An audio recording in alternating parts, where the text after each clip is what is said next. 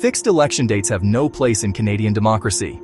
Late last month, the Ford government introduced legislation to repeal fixed election dates in Ontario.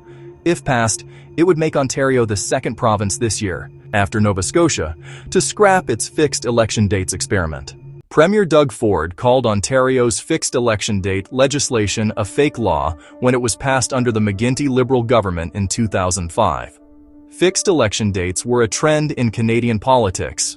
Provinces began passing such laws in the early 2000s, starting with British Columbia in 2001. At one point, every province and the federal government had them in place. In theory, fixed election dates are meant to level the playing field between opposition parties and the government. They were designed to eliminate the unfair advantage of calling elections when the opposition was unprepared or bad news was looming. Fixed election dates might have looked good on paper, but they don't work in practice.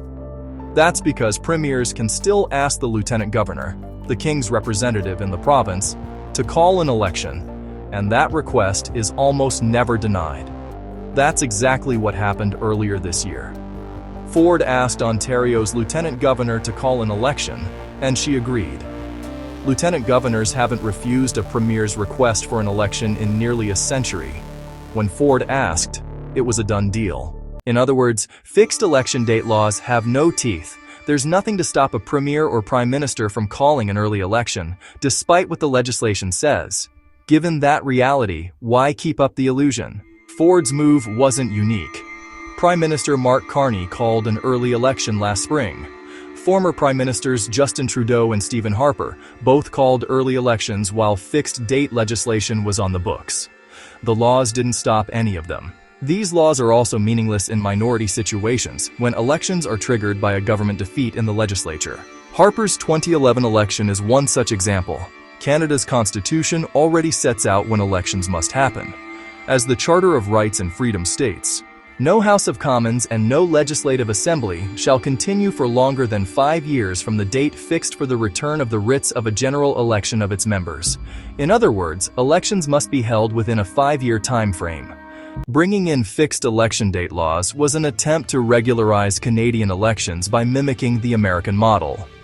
Unlike Canada's flexible parliamentary system, U.S. elections are set in stone, held every 2 or 4 years on fixed dates regardless of political circumstances. But that approach doesn't jibe with our system of responsible government. In Canada, the incumbent government has always had the prerogative to trigger an election.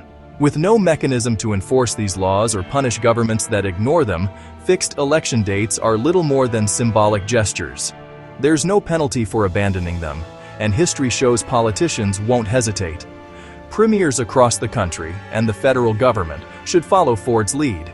If fixed election date laws don't work, and clearly they don't, there's no reason to keep them on the books. If anything, these laws empower incumbents.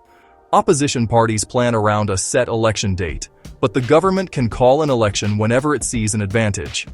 That undermines the fairness these laws were supposed to promote. Without fixed election date legislation in place, at least everyone knows to stay alert, that an election could happen at any time. That's more honest than pretending the rules are binding when they aren't. It's time to scrap fixed election date legislation and return to Westminster-style democratic norms. Keeping these laws only fuels public cynicism and confuses voters. Canada's failed experiment should end now.